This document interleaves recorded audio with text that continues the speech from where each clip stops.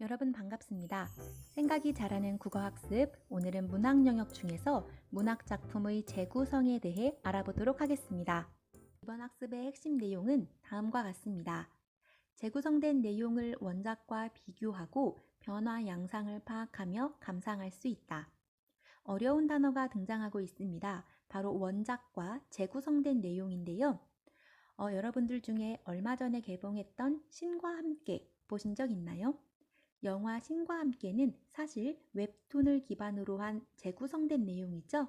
즉 정리해보면 영화 신과 함께의 기준이 됐던 웹툰 신과 함께는 원작이 되는 것이고, 그 웹툰을 바탕으로 새롭게 만들어진 영화 신과 함께는 재구성된 내용이 되는 것입니다. 자, 이렇게 재구성된 내용과 원작을 감상할 때에는 그 둘을 비교하면서 변화 양상을 파악하며 감상할 수 있어야겠죠? 오늘은 이 부분에 대해서 학습하도록 하겠습니다. 문학작품을 재구성한다라는 건 다음과 같습니다. 즉, 원작을 읽고 새로운 관점에서 원작의 내용, 표현, 형식, 갈래, 맥락, 매체 등을 비판적이며 창조적으로 바꾸어 쓰는 것을 문학작품의 재구성이라고 얘기합니다. 조심해야 할 것은 원작의 일부 내용을 단순히 바꾸는 것이 아니고 다양한 관점에서 비판적이며 창조적으로 바꾸어 쓰는 것이다 라는 것을 기억하셔야 합니다. 선생님은 앞에서 웹툰 신과 함께를 영화 신과 함께로 재구성했던 내용을 예로 들었었죠. 중요한 것은 원작을 비판적이며 창조적으로 바꾸어 쓰는 것을 문학작품의 재구성이라고 한다. 머릿속에 정리하시고 다음 내용 살펴보겠습니다. 문학작품의 재구성을 통해 글쓴이와 독자가 얻을 수 있는 효과에는 무엇이 있을까요? 먼저 독자에게 내용, 형식, 갈래, 맥락, 매체 등 원작과의 차이점을 비교하며 읽는 재미를 줍니다. 앞서 언급했던 웹툰 신과 함께 또한 영화 신과 함께를 함께 감상하며 어떤 차이점이 있고 어떤 공통점이 있는지 그것들을 비교하며 읽는 재미를 느낄 수 있게 해주겠죠. 자, 이를 통해 독자와 글쓴이 모두 원작에 대한 이해를 높일 수 있습니다. 이러한 것들은 나아가서 독자가 작품을 폭넓게 감상할 수 있는 배경이 되겠죠. 자, 핵심 내용을 정리해 보면, 자, 먼저 원작과의 차이점을 비교하며 읽는 재미. 이때의 차이점은 내용이나 형식, 갈래, 맥락, 매체 등에 따른 차이점이 되겠죠. 이런 차이점을 비교하며 읽는 과정을 통해서 이해를 높일 수 있다라는 것. 그리고 나아가 작품을 폭넓게 감상할 수 있다라는 효과를 얻을 수 있습니다. 재구성한 작품을 바르게 감상하는 방법 또는 태도에 대해서 살펴보도록 하겠습니다.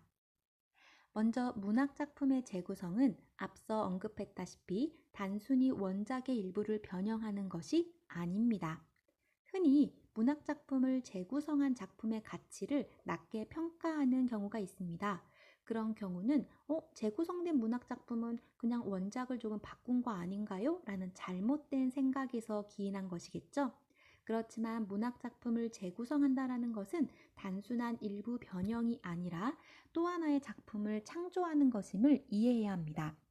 즉, 원작이 가지는 주제 또는 가치 등을 충분히 고려한 후에 새로운 관점에서 창조하는 것이죠. 그렇기 때문에 원작의 가치 못지않게 재구성된 작품이 지니는 가치도 특별할 수 있습니다. 따라서 여러분들은 문학작품의 재구성이라는 것이 단순히 일부 변형이 아니라 또 하나의 작품을 창조하는 것이구나 라는 것을 바르게 이해해야 재구성된 문학작품이 가지는 가치에 대해서도 올바로 이해할 수 있을 것입니다. 문학작품을 재구성한다는 것은 원작의 내용과 표현뿐만 아니라 인물이나 사건을 바라보는 관점 또는 갈래의 차이, 형식, 맥락, 매체 등 매우 폭넓은 영역에 걸쳐 변화시킬 수 있다는 것을 이해해야 하죠. 즉, 이 내용을 바꿔서 얘기하면 우리가 재구성한 작품을 감상할 때에는 이렇게 변화된 원작과 비교하여 변화된 점을 파악할 수 있어야 합니다. 그 과정에서 재미는 물론이고 원작에 대한 이해를 더 깊이 할 수 있다고 앞에서 살펴봤죠? 자, 마지막으로 재구성된 작품 속 상상의 세계와 작품의 가치를 이해한다라고 되어 있습니다. 앞서서 문학작품의 재구성이 단순한 일부 변형이 아닌 또 하나의 작품을 창조하는 것이다라는 걸 강조했습니다. 즉, 원작에 내포되어 있는 작품의 가치, 작가의 상상력 못지않게 재구성된 작품 속에 등장하는 상상의 세계와 작품의 가치 역시 의미를 지닌다라는 것을 기억하시고 원작과 그 다음 재구성된 작품의 차이점을 비교하면서 각 작품의 가치, 또 상상의 세계에 대해서 비교하는 자세가 필요할 것입니다. 재구성한 문학작품을 감상할 때 고려해야 할 점에 대해서 살펴보도록 하겠습니다. 길지 않은 이 수업 영상을 집중해서 잘 따라오고 있는 친구들은 이번 학습의 핵심을 아마 빠르게 파악할 수 있을 겁니다. 즉, 문학작품을 재구성한다라는 것이 원작의 일부 변형이 아닌 창조적인 재해석이고 창조적인 문학 창작 행위이다라는 것이죠. 그 과정에서 원작과 재구성된 작품의 차이점을 비교하면서 폭넓게 작품을 이해한다라는 것이 이번 학습 주제의 핵심 내용이었습니다. 자, 근데 지금 제시한 타이틀은요, 문학작품을 감상할 때 고려해야 할 점인데요. 재구성한 문학작품뿐만 아니라 원작을 감상할 때에도 현명한 독자라면 당연히 어떤 자세를 갖추어야 하죠? 그렇죠. 무조건적으로 작품의 내용을 수용하는 것이 아니라 비판적인 시각에서 스스로 능동적으로 작품을 감상할 수 있어야 합니다. 그 기본 자세를 머릿속에 넣으시고 본격적으로 내용 살펴보겠습니다. 자, 첫 번째로 원작을 창조적으로 재구성했는가 라는 부분을 고려해야 합니다. 자, 이 부분의 핵심은 어딜까요? 그렇죠. 창조적 재구성입니다. 계속해서 같은 내용이 반복되고 있다는 거 느껴지시죠?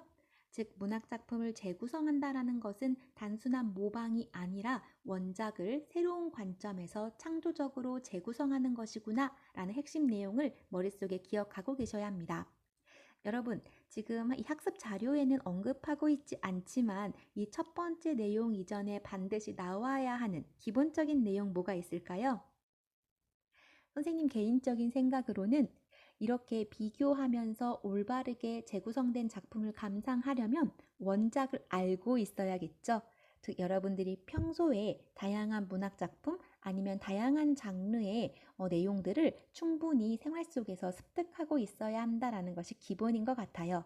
그러고 나서 그 원작을 창조적으로 재구성한 작품인가를 우리가 평가할 수 있을 것입니다.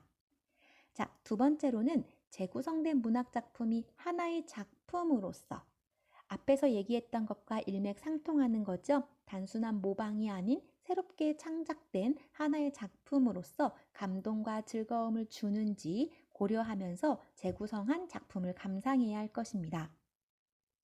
자, 주제를 잘 나타내는 형식과 갈래로 재구성했는가? 즉, 원작과 비교했을 때 원작의 주제를 그대로 따르는 경우도 있지만 아니면 주제를 새로운 관점에서 재해석할 수도 있겠죠. 어쨌든 작품의 주제를 잘 드러낼 수 있는 형식과 갈래로 창조적으로 재구성했는지 평가하면서 작품을 비판적으로 바라볼 수 있어야 할 것입니다.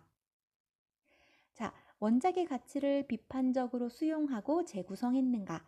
이 모든 내용은 여러분 지금 하나의 내용으로 귀결됩니다.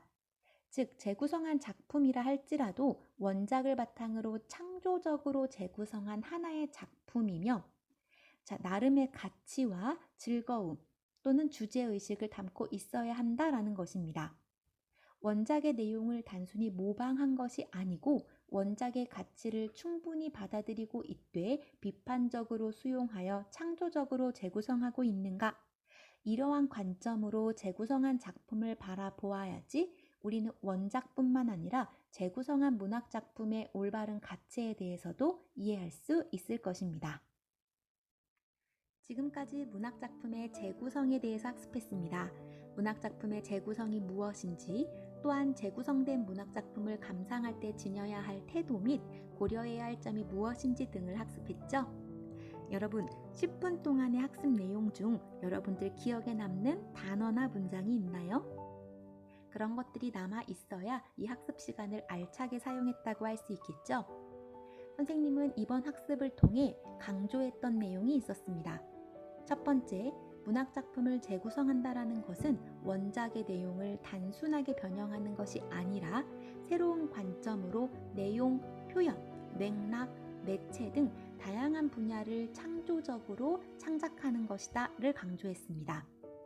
따라서 독자들은 원작과 재구성된 문학작품을 감상하고 이 둘의 차이점을 파악하면서 어떤 변화들이 있는지, 또한 각 작품이 지니는 가치를 이해할 수 있어야 한다라고 이야기했었죠. 앞으로 여러분들이 접하게 될 수많은 문학작품, 그 문학작품을 바탕으로 재구성된 다양한 영역의 영화 또는 소설, 시 이런 작품들을 여러분들이 감상하면서 현명하고 비판적인 시각을 가진 독자로 거듭나기를 기원하겠습니다. 자, 함께 수업에 참여해준 친구들 고맙습니다. 수고하셨습니다. 국어를 사랑하는 여러분을 언제나 응원합니다.